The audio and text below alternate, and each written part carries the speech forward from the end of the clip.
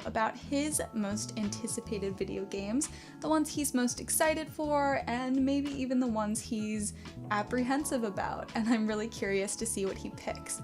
We have pretty different preferences for video games, though we are both drawn to RPGs and anything that has an open world element. My preferences include otome games, farming and life simulations, RPGs with fantastical elements, and anything that can be classified as cozy. So, let's get started. I would like to start this video out with taking a quick look into my last month before we start the new gaming year. I've been playing a ton of Genshin Impact, which you'll be seeing more of on this channel because Ben will be playing it as a brand new player. He'll be bringing to you his reactions and adventures around Tibet, both in streams and YouTube content. And hopefully we will all see him fall in love with the game, and he will finally understand why I obsessively play it every night for hours. As for other games I've played recently, we have Pokemon Brilliant Diamond and Shining Pearl. Pokemon Diamond and Pearl was actually my first introduction to the Pokemon games. It coincided with me receiving my first console that was ever all mine, the DS. I also spent some time this past month playing through all 5 routes of Collar Malice. Collar Malice is an otome game where you play as the main character, a female police officer in Shinjuku, Tokyo, that is fresh to the force. And I experienced many of the alternate endings you can have with each character. This visual novel video game focuses heavily on the subjectiveness of justice, and as I was playing it, I felt like it really connected to a show that we're reacting to on the channel currently, and that is Death Note. So if you would like to hear any of my thoughts about Collar Malice, let me know in the comments. I would be happy to oblige with a video just about this game. Okay, now on to the main event, my most anticipated video games for 2022. Variable Barricade is an otome video game coming out on the Nintendo Switch on February 24th, 2022. When it comes to any media, books, anime, movies, TV, I am a lover of love and the romance genre. In Variable Barricade, the main character is an heiress of a prestigious family with a hefty fortune. And with just that fact alone, I can already tell that falling in love and finding a trustworthy partner may not be an easy journey for our MC. And to make matters worse, her options in love have been handpicked for her by her rather eccentric grandfather.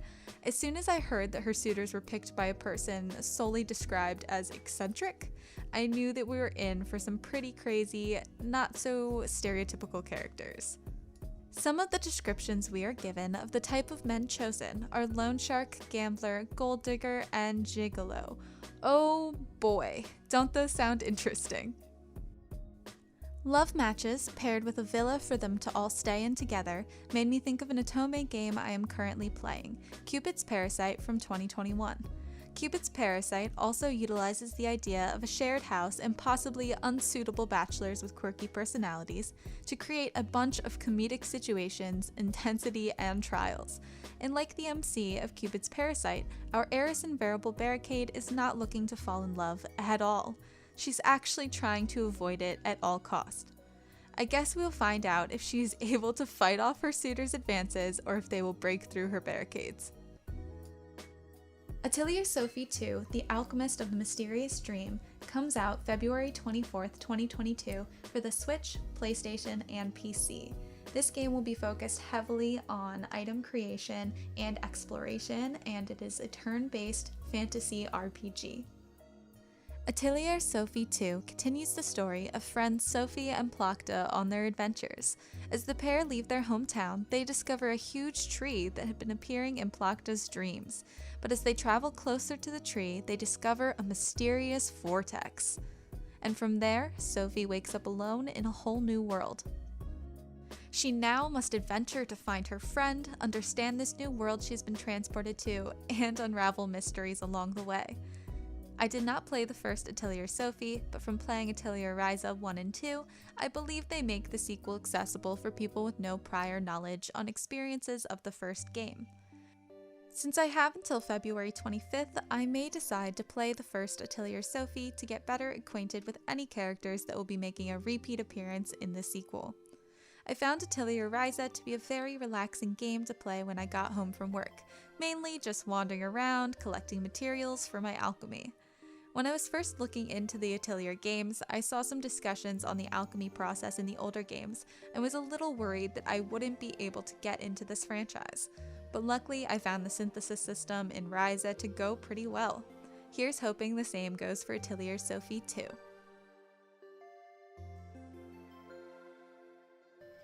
Next is Rune Factory 5. This game is coming out March 22nd, 2022 for the Nintendo Switch. It's been out for a while in Japan now. I have been avoiding anything, all content, walkthroughs, gameplays, character introductions, visuals. I have been trying to avoid it all, but my patience is really dwindling. I love this series. I actually cried when it was announced that Rune Factory 5 was going to be coming, even though the trailer that we got for the announcement gave us really nothing to go on about what this game was going to be like, and I still cried. 2012 we got Rune Factory 4 and on the 3DS, and then we got a remastered version for the Nintendo Switch, and I replayed both titles many times. I love this series so much that I dusted off my Wii and I took Rune Factory Tides of Destiny to college with me, and it got me through senior year. Thank you, Rune Factory. I could not be more excited for this game. So, as you can tell, I am very excited. I could easily make a 2-hour-long review and analysis video of the Rune Factory games, but that is not the point of this video, unfortunately. 2 years ago, the teaser trailer came out, showing depictions of some familiar monsters like the cute and fluffy Wooly. We also got the silhouettes of Rune Factory 5's main characters that you can choose to play as in the game.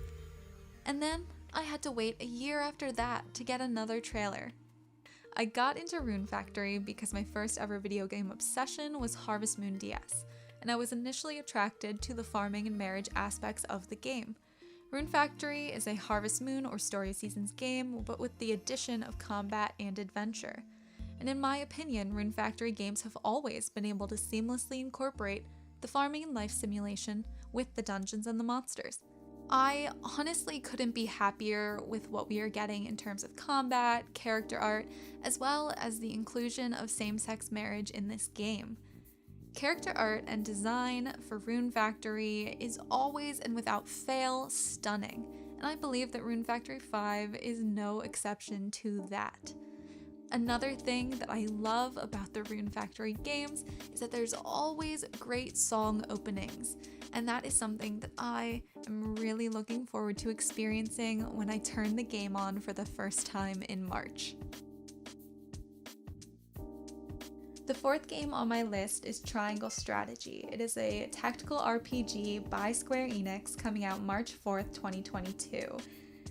To any fans of Octopath Traveler out there, I am sorry, but I have yet to play, and there are many times that I've watched the trailers and thought about buying, thought about playing it, and just never have, and I know that probably comes as a surprise by my preferences in video games, but after I play this title, maybe I'll decide to.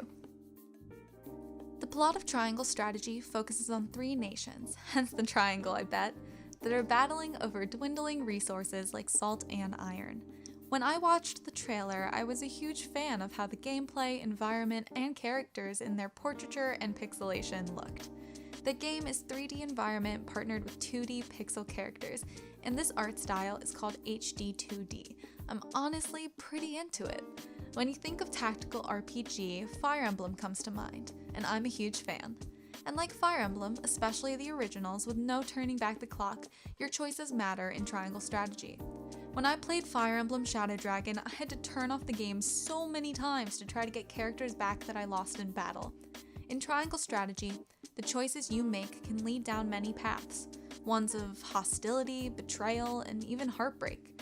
And I'm going to hope that the choices I make when it comes my time to play are good ones. I'm not the biggest fan of the name Triangle Strategy, but I'm gonna try to not base my judgments solely on that. I'm not going into this game with set expectations, and I feel like that could be a really good thing. I think it could turn out to make for an even more enjoyable, exciting experience than anticipated. Sea of Stars, an indie game with a wildly successful Kickstarter. It is a new turn-based RPG that will be expected on the PC and the Nintendo Switch, with possibly more platforms to come in the holiday season of 2022. I know that's not an exact date, but that is still something, so expect this game around the holidays. Sea of Stars tells the story of two children of the solstice who must combine the powers of the moon and the sun to fend off creations of an evil alchemist known as Fleshmancer, which, if you ask me, is a very intimidating and perfectly grotesque name for this story's villain. I also absolutely love the idea of alchemy, though I'm more of a fan of alchemy used for good, so sorry Fleshmancer, we can't be friends.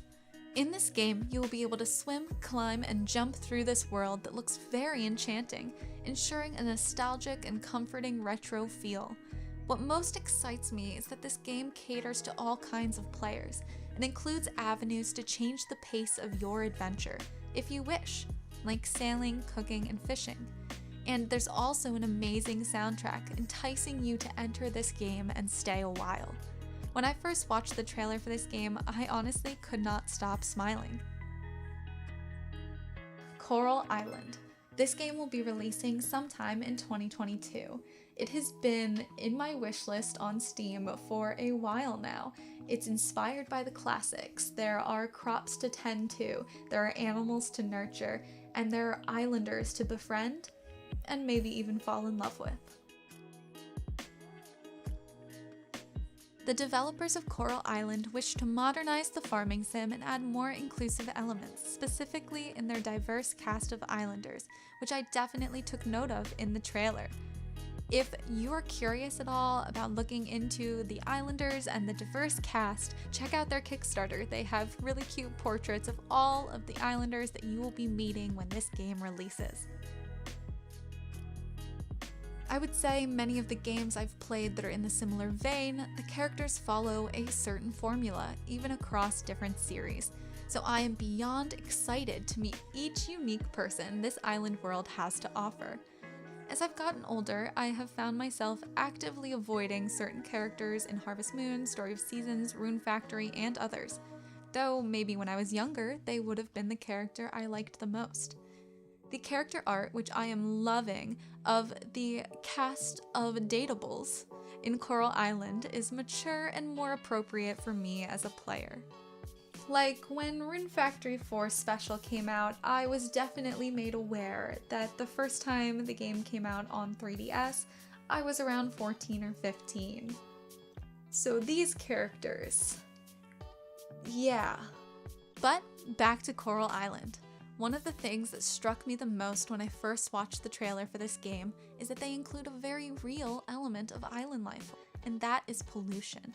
In this game, you will be able to aid the creatures beneath the waves and clean up after your fellow man. Not only is it going to feel fulfilling to clean up the seabed and coral reef, but it has in-game advantages. You will be making room for rare fish to call this reef their home and ocean kelp to harvest. There's even a mermaid in the trailer trying to save a turtle, and it made me wonder if the mermaid is a secret bachelorette available for you to date and marry. Coral Island definitely looks like it's going to be enchanting, an island environment that we the player will probably wish we actually lived in, and characters we will love to spend our time around. Seventh on the list is Legend of Zelda Breath of the Wild 2, the sequel to Breath of the Wild. And we don't have a release date for this game just yet. Here's hoping it actually comes out in 2022. Breath of the Wild is an action-adventure game with the land of Hyrule ready to be discovered and explored. So, Breath of the Wild was big. We all know that, and it truly raised the bar for this series as well as other action and RPG games. My dad and Ben are huge fans of the first Breath of the Wild. I honestly couldn't tell you which one of them put more time into that game, but they were motivated to experience all they could in what I deem probably one of the most breathtakingly beautiful games I've ever played. As for the trailer for Breath of the Wild 2 goes, this is amazing and creepy And we have Zelda with an iconic new look to match Link, and I am a ginormous fan of Zelda with short hair. But I also was really hoping to be able to play the game as Zelda, though with this scene in particular from the trailer, I really doubt playing as her will be an option. Legend of Zelda Breath of the Wild 2 is going to be given time, love, and appreciation by all of us, and I have every belief that it will be worth it. Okay, so those were my most anticipated games of 2020.